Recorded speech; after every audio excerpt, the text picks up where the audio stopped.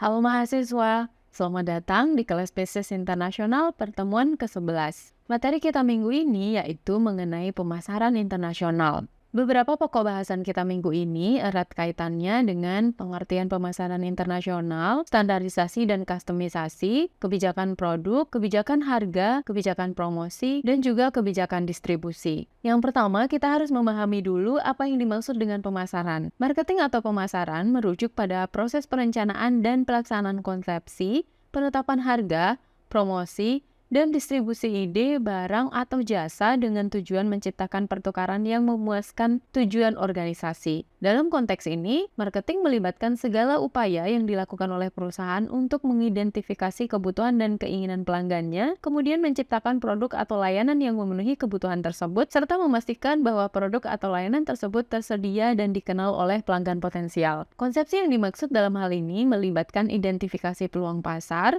penelitian pasar, dan pengembangan ide produk atau layanan baru. Di sini perusahaan mengidentifikasi kebutuhan pelanggan yang belum terpenuhi dan mencari cara untuk memenuhinya melalui produk atau layanan yang inovatif. Sementara itu, international marketing adalah konsep yang melibatkan kegiatan pemasaran yang beroperasi di luar batas negara asal perusahaan. Ketika kegiatan pemasaran harus berurusan dengan sistem politik, budaya, dan hukum yang berbeda, serta kondisi ekonomi yang asing, maka perusahaan harus mengadaptasi strategi pemasaran mereka untuk mencapai kesuksesan di pasar internasional. International marketing menuntut pengetahuan yang mendalam tentang pasar internasional, analisis risiko dan potensi, serta kemampuan untuk beradaptasi dengan perubahan lingkungan bisnis yang berbeda. Dalam menghadapi tantangan ini, perusahaan dapat menggunakan penelitian pasar internasional, menggandeng mitra lokal, dan juga mengembangkan strategi pemasaran yang relevan dengan pasar target mereka untuk mencapai kesuksesan dalam menghadapi pasar internasional yang beragam.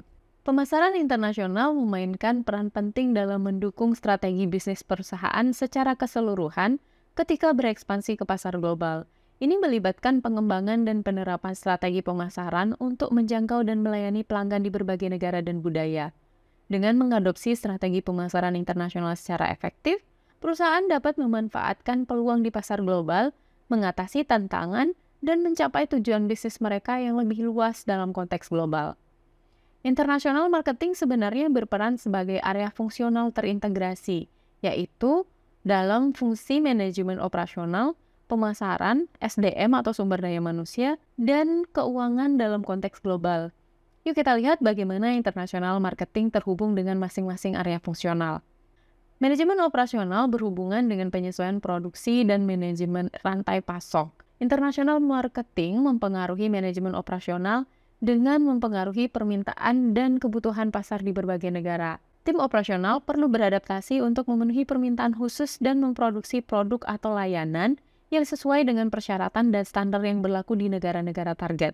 Selain itu, international marketing juga mempengaruhi jalur pasokan global perusahaan. Tim operasional perlu bekerja sama dengan tim pemasaran untuk memastikan bahwa rantai pasokan internasional berjalan lancar, termasuk pengelolaan logistiknya, pengiriman produk, dan juga pengaturan stok yang efisien di lokasi yang berbeda.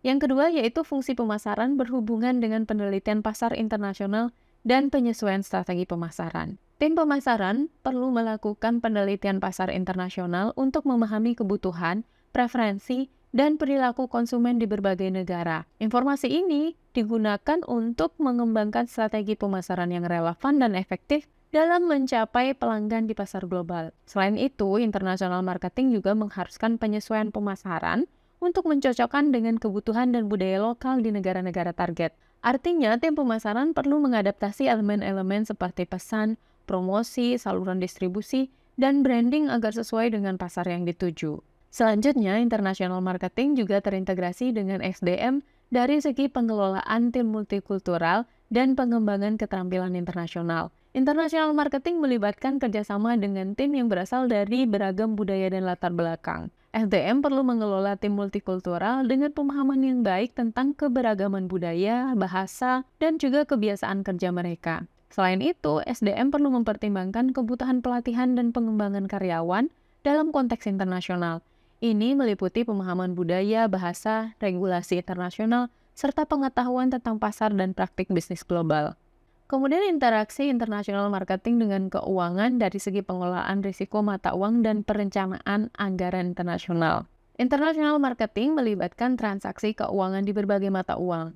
Tim keuangan perlu mengelola risiko mata uang dan melindungi perusahaan dari fluktuasi nilai tukar yang dapat mempengaruhi keuntungan dan arus kas. Selain itu, international marketing mempengaruhi alokasi anggaran perusahaan untuk kegiatan pemasaran di pasar global. Tim keuangan perlu bekerja sama dengan tim pemasaran untuk merencanakan dan mengelola anggaran yang diperlukan untuk mencapai tujuan pemasaran internasional. Pada gambar ini bisa kita lihat bagaimana dalam perusahaan internasional, marketing mix juga masih umum digunakan sebagai sebuah strategi untuk mencapai tujuan bisnis dalam pasar global, yaitu melalui kombinasi elemen-elemen pemasaran. Marketing mix terdiri dari 4 elemen utama yang dikenal sebagai 4P, yaitu Product, Price, Promotion, dan Place. Dalam konteks strategi bisnis seperti cost leadership, diferensiasi, dan strategi fokus, marketing mix dapat disesuaikan untuk mendukung dan memperkuat strategi tersebut. Dalam pemasaran internasional, perusahaan harus mempertimbangkan karakteristik produk yang ditawarkan. Hal ini meliputi kualitas produk, fitur, desain, merek, dan kecocokan dengan kebutuhan pasar global yang beragam. Produk juga harus disesuaikan dengan preferensi, kebiasaan, dan budaya konsumen di negara-negara target. Hal ini dapat melibatkan modifikasi produk untuk memenuhi persyaratan regulasi lokal, kebutuhan lokal, atau keunikan budaya setempat. Kemudian dari segi harga, penentuan harga di pasar internasional harus mempertimbangkan faktor-faktor seperti biaya produksi, persaingan, permintaan pasar, dan perbedaan nilai mata uang. Perusahaan perlu menyesuaikan harga untuk mencapai daya saing dan menghasilkan keuntungan yang memadai di berbagai pasar global. Strategi penetapan harga dapat beragam, mulai dari penetapan harga yang seragam di seluruh pasar hingga penetapan harga yang disesuaikan dengan kondisi dan daya beli di setiap negara. Selanjutnya, promotion. Promosi internasional melibatkan aktivitas pemasaran yang ditujukan untuk meningkatkan minat beli konsumen potensial di berbagai negara. Perusahaan harus mempertimbangkan perbedaan budaya, bahasa, saluran komunikasi, dan preferensi media di setiap pasar global. Kemudian dari segi place atau distribusi, pemasaran internasional melibatkan penetapan saluran distribusi yang efisien dan sesuai untuk mencapai konsumen di berbagai negara. Perusahaan perlu mempertimbangkan perbedaan infrastruktur logistik, kebijakan perdagangan, kebiasaan pembelian, dan preferensi konsumen di setiap pasar. Perusahaan dapat menggunakan saluran distribusi langsung, seperti penjualan langsung atau toko online, atau saluran distribusi tidak langsung melalui distributor, agen, atau mitra lokal. Pilihan saluran distribusi harus mengoptimalkan efisiensi dan kecepatan pengiriman produk kepada konsumen. Dalam membuat keputusan strategi pemasaran internasional ini, ada beberapa faktor kunci yang perlu dipertimbangkan seperti keputusan standarisasi atau kustomisasi, kekuatan hukum, faktor ekonomi, dan juga faktor-faktor lainnya. Dalam pengembangan marketing mix, terdapat 2 pendekatan yang berbeda untuk memasarkan produk atau layanan di pasar internasional, yaitu strategi standarisasi dan kustomisasi. Dalam 2 strategi tersebut pun bisa memiliki fokus pendekatan yang berbeda, antara lain yaitu ethnocentric approach, polycentric approach, dan geocentric approach. Dalam ethnocentric approach, perusahaan menggunakan bauran pemasaran yang sama di pasar internasional seperti yang digunakan di pasar dalam negeri. Pendekatan ini juga dikenal sebagai home replication strategy. Dengan menggunakan strategi ini, perusahaan berupaya menghindari biaya pengembangan teknik pemasaran baru untuk melayani pelanggan asing. Produk dan promosi yang digunakan di pasar dalam negeri diadopsi secara langsung ke pasar internasional. Strategi ini lebih mementingkan konsistensi global daripada mempertimbangkan kebutuhan khusus setiap pasar. Kemudian dalam polycentric approach, perusahaan menyesuaikan bauran pemasaran untuk memenuhi kebutuhan spesifik dari setiap pasar luar negeri yang dilayaninya. Pendekatan ini umumnya digunakan oleh perusahaan multidomestik yang menganggap setiap pasar sebagai entitas yang mandiri. Perusahaan melakukan penyesuaian produk, harga, promosi, dan saluran distribusi sesuai dengan preferensi dan kebutuhan lokal. Pendekatan ini menekankan pada adaptasi lokal dan memberikan fleksibilitas yang tinggi kepada manajer setempat dalam membuat keputusan pemasaran. Sedangkan dalam geocentric approach, perusahaan menganalisis kebutuhan pelanggan di seluruh dunia dan kemudian mengadopsi bauran pemasaran standar untuk semua pasar yang dilayaninya. Pendekatan ini juga dikenal sebagai global strategy. Perusahaan mencoba menemukan kesamaan dalam preferensi dan kebutuhan pelanggan di berbagai pasar internasional, kemudian mengembangkan strategi pemasaran yang seragam dan terkoordinasi di seluruh pasar. Dalam konteks standarisasi dan kustomisasi ini, ethnocentric approach cenderung lebih mementingkan standarisasi, polycentric approach mengarah pada kustomisasi lokal yang tinggi, sementara geocentric approach berusaha mencapai keseimbangan antara standarisasi dan adaptasi atau kustomisasi. Pemilihan pendekatan yang tepat tergantung pada faktor-faktor seperti karakteristik produk, kebutuhan pasar, preferensi pelanggan, dan juga strategi perusahaan secara keseluruhan. Dalam menyeimbangkan adopsi standarisasi atau kustomisasi, maka perusahaan internasional umumnya mengambil dua langkah penyelesaiannya. Yang pertama, perusahaan membuat keputusan untuk menstandarisasi beberapa elemen bauran pemasaran yang dianggap penting secara strategis, seperti desain produk, nama merek, kemasan, dan positioning produk. Keputusan ini biasanya dibuat secara terpusat oleh manajemen pusat atau tim global. Standarisasi elemen-elemen ini membantu mencapai efisiensi, konsistensi, dan penghematan biaya di berbagai pasar internasional. Yang kedua, kustomisasi oleh manajer lokal. Setelah elemen-elemen standar ditentukan, manajer lokal di setiap pasar diminta untuk mengevaluasi program pemasaran global dan mengembangkan rencana untuk menerapkan elemen bauran pemasaran yang dikustomisasi seperti promosi dan distribusi. Manajer lokal memiliki pemahaman yang lebih baik tentang preferensi, budaya, dan kebutuhan pelanggan di pasar mereka. Dengan mengkustomisasi elemen seperti promosi dan distribusi, perusahaan dapat memastikan bahwa produk dan layanan mereka lebih relevan dan menarik bagi pelanggan setempat. Proses ini memungkinkan perusahaan untuk mencapai keseimbangan antara standarisasi global yang efisien dan adaptasi lokal yang sensitif terhadap kebutuhan pasar sehingga meningkatkan kemungkinan sukses mereka di pasar internasional. Baik strategi standarisasi maupun kustomisasi memiliki kelebihan dan kekurangannya masing-masing ya. Kita bahas satu persatu. Kelebihan strategi standarisasi antara lain yaitu mengurangi biaya pemasaran di mana perusahaan dapat menghindari biaya pengembangan teknik pemasaran baru untuk setiap pasar internasional. Ini memungkinkan perusahaan menghemat biaya produksi, promosi, dan distribusi yang terkait dengan pengembangan strategi pemasaran yang berbeda di setiap pasar. Yang kedua, memfasilitasi kontrol pemasaran yang terpusat. Strategi standarisasi memungkinkan manajemen pusat untuk memiliki kontrol yang lebih baik atas keputusan pemasaran di berbagai pasar internasional. Manajemen dapat mengambil keputusan secara terpusat mengenai desain produk, merek, kemasan, dan positioning produk yang memudahkan pengendalian operasional di seluruh organisasi. Selanjutnya, mempromosikan efisiensi dalam penelitian dan pengembangan. Dengan menggunakan pendekatan standar, perusahaan sebenarnya dapat fokus pada penelitian dan pengembangan yang lebih efisien. Riset pasar dan pengembangan produk dapat dilakukan untuk pasar global secara keseluruhan, mengurangi kebutuhan untuk melakukan penelitian yang terpisah untuk setiap pasar individu. Kemudian kelebihan selanjutnya adalah menghasilkan produksi skala ekonomi. Dengan standarisasi, perusahaan dapat mencapai produksi skala ekonomi. Dalam skala produksi yang lebih besar, biaya per unit dapat dikurangi, meningkatkan efisiensi dan profitabilitas perusahaan. Selain itu, standarisasi mencerminkan tren menuju pasar global tunggal. Dalam era globalisasi, beberapa pasar memiliki preferensi dan kebutuhan yang semakin serupa.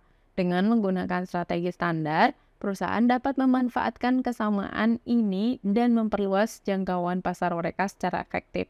Sementara itu, kekurangan strategi standarisasi juga ada beberapa. Antara lain yaitu mengabaikan kondisi penggunaan produk yang berbeda di pasar yang berbeda.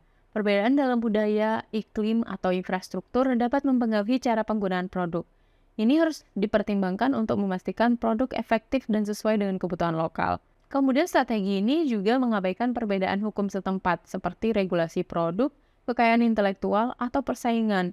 Hal ini dapat mengakibatkan masalah kepatuhan hukum dan merugikan reputasi perusahaan. Selanjutnya, strategi ini juga mengabaikan perbedaan pola perilaku pembeli di pasar yang berbeda.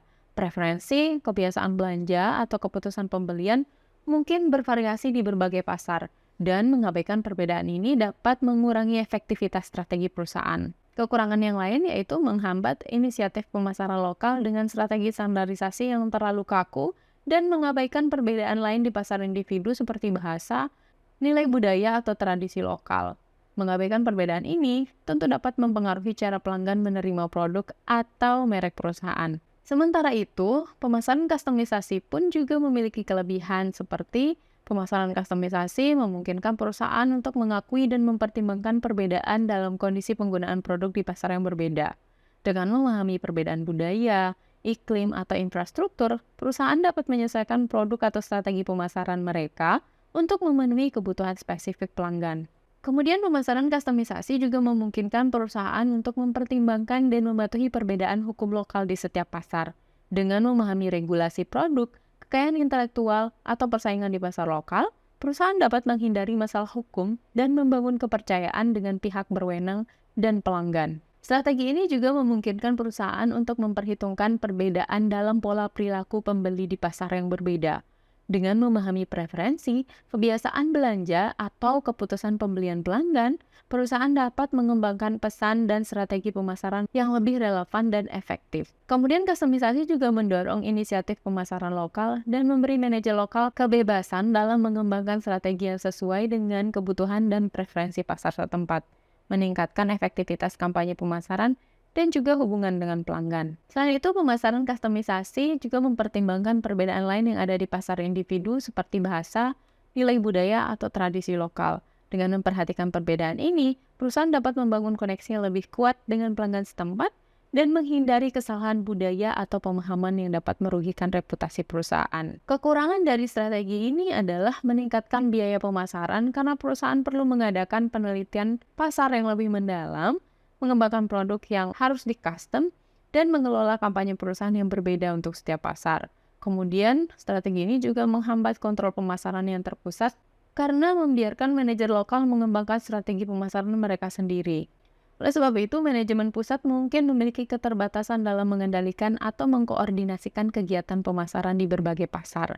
Selain itu, strategi ini juga menciptakan inefisiensi dalam research and development, dan perusahaan juga mungkin menghadapi tantangan dalam mencapai skala ekonomi dalam produksi. Selain itu, dalam beberapa industri, ada tren menuju pasar global tunggal di mana preferensi dan kebutuhan pelanggan semakin serupa di berbagai pasar.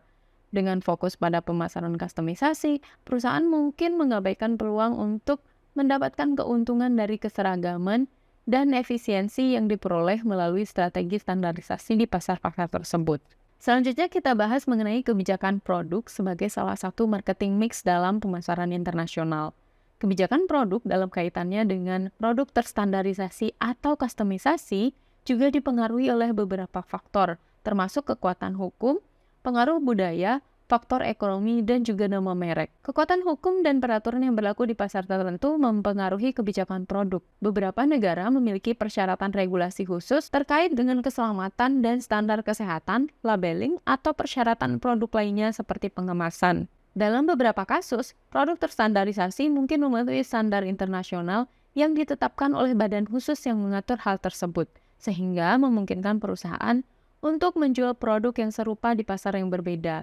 Namun dalam pemasaran kustomisasi, produk harus disesuaikan untuk memenuhi persyaratan dan regulasi lokal yang berlaku. Kemudian budaya juga mempengaruhi kebijakan produk. Preferensi, nilai, dan preferensi estetika dapat bervariasi di berbagai budaya. Dalam pemasaran terstandarisasi, produk cenderung mengadopsi fitur dan atribut yang mengikuti preferensi yang serupa di seluruh pasar. Namun dalam pemasaran kustomisasi, produk dapat disesuaikan untuk mencerminkan perbedaan budaya dan keinginan pelanggan lokal. Selain budaya, faktor ekonomi juga memainkan peran penting dalam kebijakan produk. Pertimbangan seperti tingkat pendapatan, daya beli, dan preferensi harga dapat mempengaruhi strategi produk. Dalam pasar dengan tingkat pendapatan yang berbeda, produk terstandarisasi dapat dihargai lebih rendah untuk memenuhi daya beli yang lebih rendah. Namun dalam pemasaran kustomisasi, produk dapat disesuaikan untuk mempertimbangkan tingkat pendapatan dan preferensi konsumen terkait fitur, kualitas, atau penyesuaian produk lainnya. Kemudian nama merek. Nama merek yang kuat juga mempengaruhi kebijakan produk. Merek yang sudah dikenal dan dihargai di pasar internasional mungkin memiliki fleksibilitas untuk menggunakan strategi produk terstandarisasi. Produk dengan merek yang kuat seringkali memiliki ciri khas dan atribut yang konsisten di seluruh pasar. Namun dalam pemasaran kustomisasi, merek dapat mempertimbangkan penyesuaian produk yang lebih spesifik untuk mencapai relevansi dan daya tarik yang lebih besar di pasar lokal.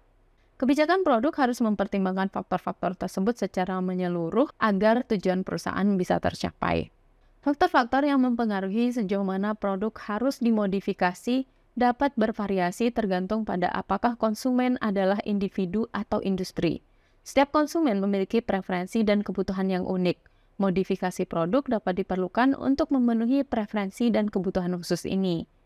Misalnya dalam industri fashion, produk pakaian sering dimodifikasi dalam hal ukuran, gaya, dan warna untuk memenuhi preferensi konsumen yang beragam. Selain itu, budaya dan lingkungan di mana konsumen individu berada dapat mempengaruhi modifikasi produk. Produk makanan dan minuman sering dimodifikasi sesuai dengan preferensi rasa, bahan makanan lokal, atau kebiasaan makan setempat. Selain budaya, persyaratan hukum seperti keselamatan, labeling, atau persyaratan khusus lainnya juga dapat mempengaruhi modifikasi produk. Produk-produk seperti obat-obatan, kosmetik, atau perangkat elektronik seringkali harus dimodifikasi untuk memenuhi persyaratan hukum yang berlaku di setiap pasar. Sementara itu, untuk konsumen industri, beberapa produk industri cenderung lebih mungkin untuk distandarisasi karena industri menggunakan spesifikasi dan standar yang sama di berbagai pasar.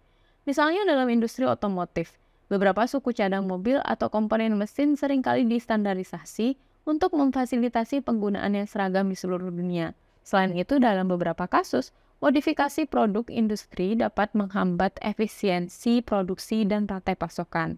Jika produk dapat dijual dengan sedikit modifikasi dan memenuhi persyaratan pengoperasian dan peraturan setempat, seperti yang terjadi dengan bulldozer dan loader front-end Caterpillar, maka perusahaan dapat memanfaatkan skala ekonomi dan mengurangi biaya produksi dengan menjaga proses produksi yang seragam di seluruh pasar.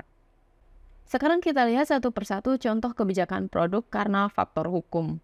Faktor hukum memiliki dampak signifikan terhadap kebijakan produk, terutama dalam hal pelabelan produk, pemenuhan standar kesehatan, dan peraturan perlindungan konsumen.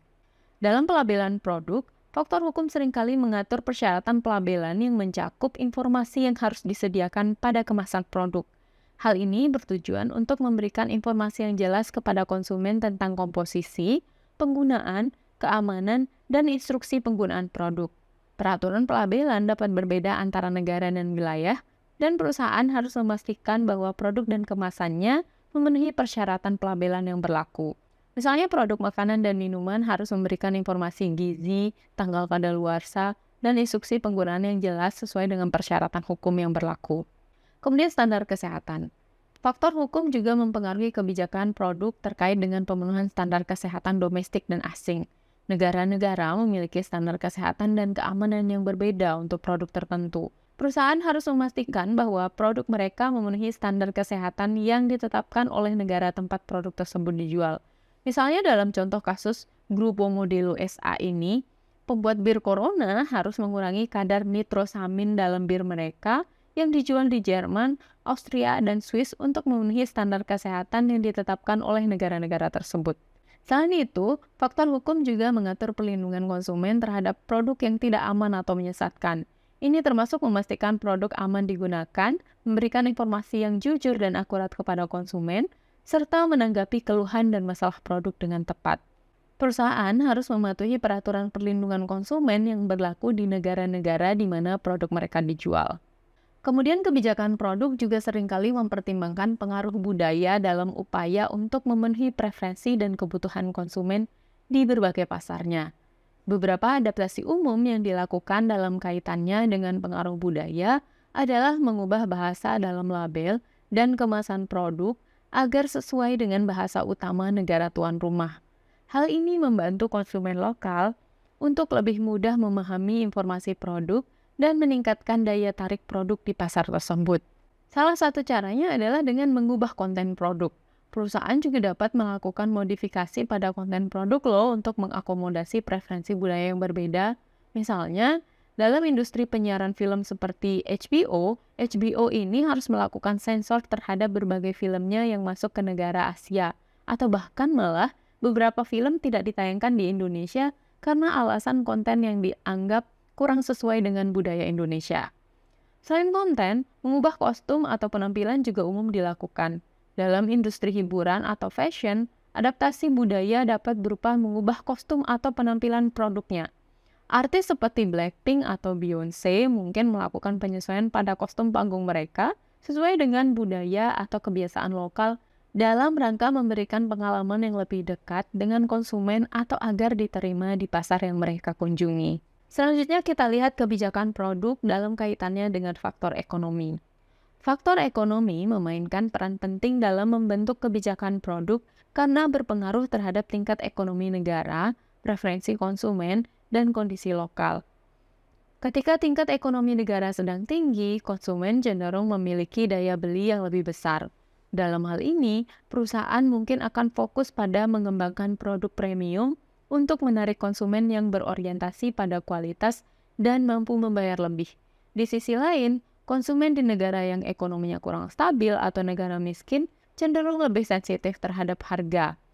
Mereka lebih cenderung memilih produk dengan harga yang lebih terjangkau daripada produk spesial atau premium. Dalam situasi seperti ini, perusahaan mungkin akan menyesuaikan kebijakan produknya untuk menawarkan produk dengan harga yang lebih rendah. Selain itu, perusahaan juga harus mempertimbangkan kondisi lokal di negara target mereka. Misalnya, perusahaan harus menyesuaikan ukuran atau desain paket mereka agar sesuai dengan kebiasaan konsumen lokal atau memenuhi aturan dan regulasi yang berlaku di negara tersebut. Kebijakan produk juga berkaitan dengan nama merek. Salah satu elemen yang sering distandarisasi oleh perusahaan internasional adalah nama merek. Dengan menggunakan nama merek yang sama untuk produk yang serupa di berbagai negara atau pasar, perusahaan dapat mengurangi biaya produksi, pengemasan, desain, dan juga iklan. Dengan adanya standarisasi nama merek, perusahaan dapat memanfaatkan kekuatan merek yang sudah terbangun di pasar internasional dan menghindari biaya tambahan yang terkait dengan pengembangan merek baru untuk setiap pasar. Contoh yang relevan adalah Coca-Cola Light dan Coca-Cola Diet Coke. Kedua produk ini merupakan varian minuman ringan yang diproduksi oleh The Coca-Cola Company. Coca-Cola Light atau juga dikenal sebagai Coca-Cola Zero Sugar di beberapa negara adalah versi dengan kadar gula yang rendah atau tanpa gula sama sekali. Produk ini ditujukan untuk memenuhi permintaan konsumen yang menginginkan minuman bersoda rendah kalori. Di sisi lain, Coca-Cola Diet Coke adalah varian minuman ringan tanpa kalori yang dikhususkan untuk konsumen yang ingin mengurangi asupan kalori dan gula. Diet Coke ini dibuat khusus untuk konsumen yang peduli pada berat badannya, namun tetap ingin minum minuman bersoda. Perhatikan bahwa meskipun ada perbedaan dalam kandungan dan penekanan pada gula atau kalori, keduanya menggunakan merek Coca-Cola dalam nama mereka.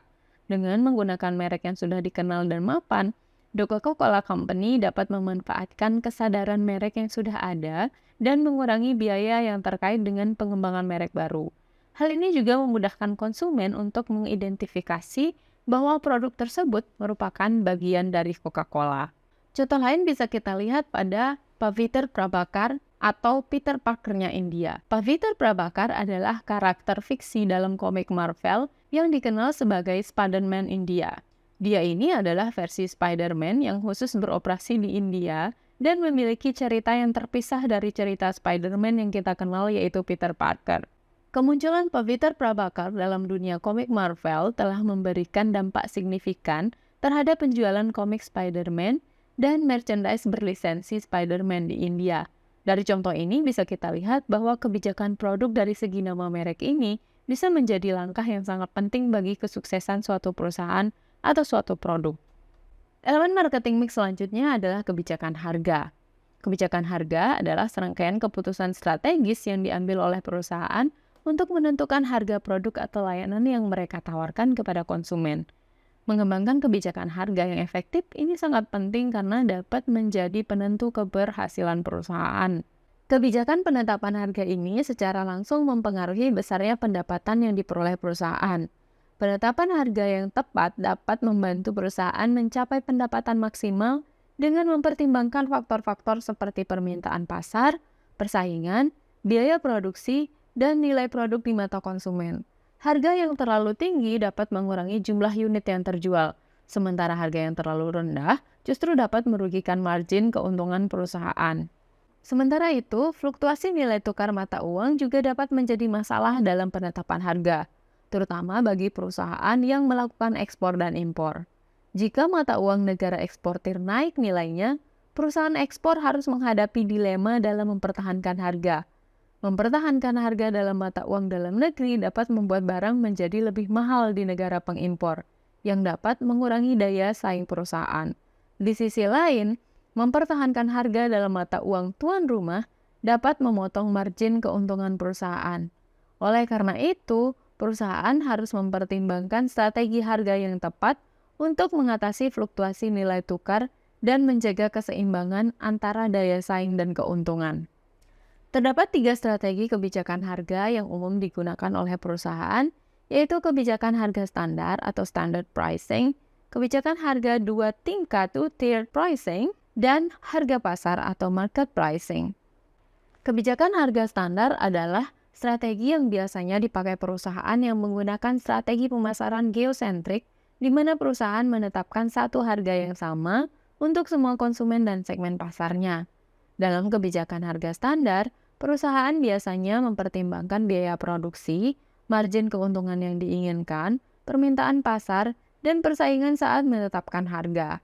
Harga yang ditetapkan akan berlaku secara universal tanpa membedakan konsumen atau segmen pasar tertentu.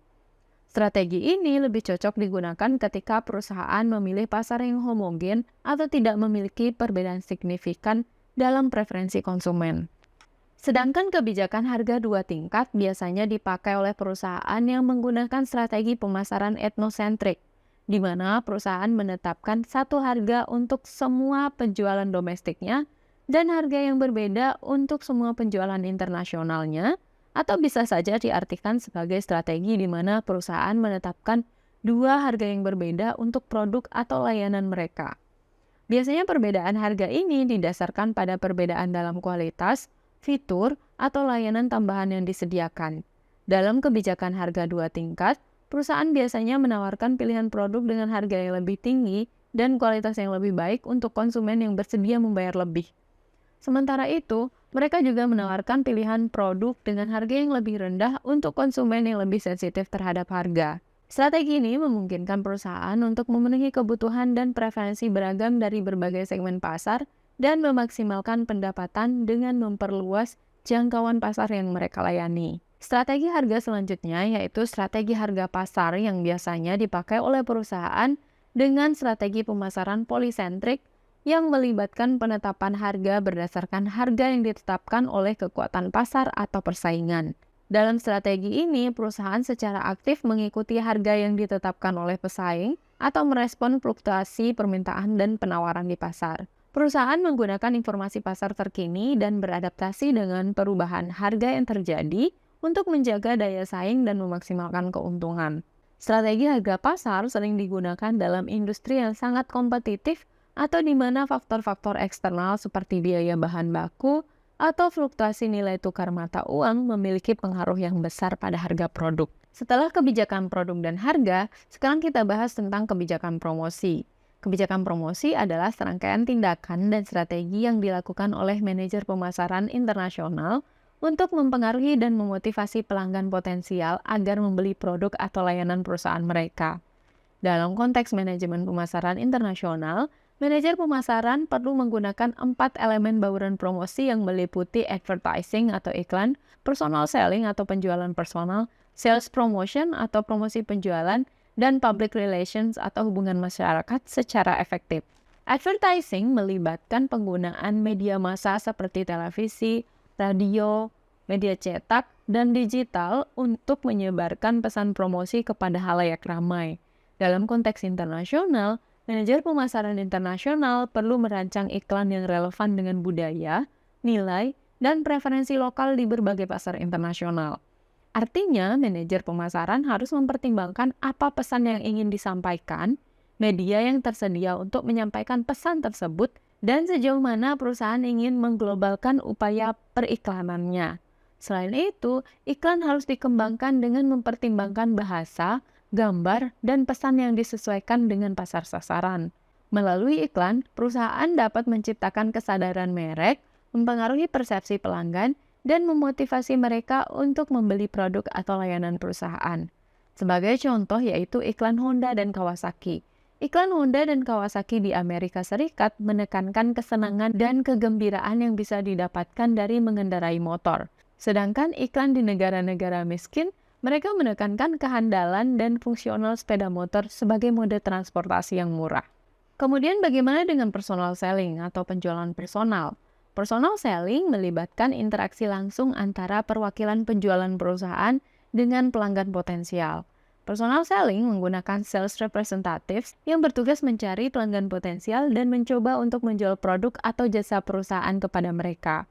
Artinya dalam konteks internasional, manajer pemasaran internasional perlu melatih tim penjualan lokal untuk memahami budaya dan kebiasaan lokal serta menggunakan bahasa yang relevan. Atau perusahaan juga bisa menggunakan sales representative lokal yang dapat membantu perusahaan untuk mempromosikan produknya dengan lebih baik dan dekat dengan calon pelanggan. Mereka juga lebih memahami norma, hukum, dan budaya lokal. Personal selling ini memungkinkan perusahaan untuk membangun hubungan pribadi dengan pelanggan, memberikan informasi produk yang mendalam, menjawab pertanyaan, mengatasi komplain, dan mengarahkan pelanggan menuju pembelian. Personal selling sangat penting dalam transaksi yang kompleks, di mana hubungan antar pribadi dan kepercayaan sangat berperan. Selanjutnya kita bahas tentang sales promotion atau promosi penjualan. Sales promotion melibatkan kegiatan promosi singkat yang bertujuan untuk merangsang pembelian segera atau meningkatkan kesadaran pelanggan tentang penawaran khusus. Ini dapat mencakup diskon harga, kupon, kontes, hadiah, promosi di dalam toko, sampling, direct mailing, iklan kooperatif, dan juga pameran. Dalam konteks internasional, manajer pemasaran internasional perlu mengadaptasi promosi penjualan sesuai dengan preferensi dan praktik lokal. Sales promotion efektif dapat mendorong pembelian impulsif atau memotivasi pelanggan untuk mencoba produk atau layanan baru. Kemudian public relation atau hubungan masyarakat. Public relations melibatkan upaya untuk membangun hubungan baik dengan meningkatkan reputasi dan citra perusahaan di masyarakat umum, termasuk konsumen, media, pemerintah, dan pemangku kepentingan lainnya. Dalam konteks internasional, manajer pemasaran internasional perlu memahami norma, budaya, dan etika lokal saat berhubungan dengan masyarakat. Melalui kegiatan seperti penempatan produk dalam suatu acara, kerjasama dengan selebriti lokal, sponsor acara amal, atau publikasi pers, perusahaan dapat memperkuat citra merek mereka tanpa harus menggembar-gemborkan keunggulan spesifik dari produk atau jasanya. Elemen marketing mix terakhir yang akan kita bahas yaitu kebijakan distribusi. Kebijakan distribusi dalam konteks pemasaran internasional melibatkan pengaturan transportasi dan distribusi barang dan jasa dari tempat penciptaan mereka ke pasar internasional, serta memilih strategi distribusi yang tepat untuk memperdagangkan produk perusahaan di pasar yang ingin dilayani. Dua isu penting yang dihadapi oleh perusahaan internasional terkait dengan distribusi yaitu pengangkutan barang dan jasa dan juga strategi distribusi di pasar internasional. Perusahaan internasional perlu mengatasi tantangan logistik dalam mengangkut barang dan jasa dari tempat penciptaan mereka ke pasar internasional. Hal ini melibatkan perencanaan dan koordinasi yang efisien untuk memastikan bahwa produk dapat dikirim dengan aman dan tepat waktu. Perusahaan harus mempertimbangkan berbagai faktor seperti infrastruktur transportasi, peraturan dan persyaratan hukum di negara tujuan, biaya pengiriman, risiko kehilangan atau kerusakan selama transportasi, dan kecepatan pengiriman. Mereka perlu memilih mode transportasi yang paling sesuai seperti transportasi darat, udara, laut, atau kombinasi dari beberapa mode transportasi, tergantung pada kebutuhan dan karakteristik produk. Selain itu, perusahaan internasional juga harus memilih strategi distribusi yang tepat untuk memperdagangkan produk mereka di pasar internasional yang ingin mereka layani. Beberapa strategi distribusi yang dapat dipertimbangkan yaitu yang pertama distribusi langsung, di mana perusahaan mendistribusikan produk langsung ke pelanggan melalui saluran distribusi mereka sendiri. Ini dapat melibatkan pendirian kantor atau cabang di negara tujuan atau menggunakan agen atau distributor independen. Strategi distribusi langsung memberikan perusahaan kontrol yang lebih besar atau distribusi dan interaksi dengan pelanggan, tetapi juga memerlukan investasi dan keterlibatan langsung yang lebih besar. Distribusi tidak langsung di mana? Yang kedua yaitu distribusi tidak langsung, di mana perusahaan menggunakan saluran distribusi yang ada di pasar tujuan, dalam hal ini yaitu pengecer atau agen. Dalam strategi distribusi tidak langsung, perusahaan mengandalkan mitra bisnis lokal yang memiliki pengetahuan dan jaringan distribusi yang baik di pasar tersebut. Ini memungkinkan perusahaan untuk memanfaatkan keahlian dan basis pelanggan mitra mereka, tetapi mereka mungkin memiliki kendali yang lebih sedikit atas distribusi dan pelanggan. Selain melalui agen atau pengecer, perusahaan juga bisa mendistribusikan produknya melalui distributor lokal yang kemudian mendistribusikan produk tersebut melalui agen atau pengecer kepada konsumen akhir. Perusahaan juga dapat menggunakan kombinasi kantor cabang, agen, dan distributor lokal untuk mencapai pasar yang lebih luas dan memenuhi kebutuhan pelanggan dengan lebih baik. Pemilihan strategi distribusi yang tepat akan tergantung pada faktor-faktor seperti karakteristik produk, kondisi pasar, preferensi pelanggan, persaingan, dan juga tantangan logistik. Perusahaan perlu melakukan analisis pasar yang komprehensif dan mempertimbangkan keuntungan dan juga resiko masing-masing strategi untuk memastikan distribusi yang efektif dan efisien dalam pasar internasional yang ingin mereka layani. Baiklah, demikian penjelasan materi kita minggu ini ya. Semoga dapat dipahami dan bermanfaat. Sampai ketemu di video ajar selanjutnya. Dadah!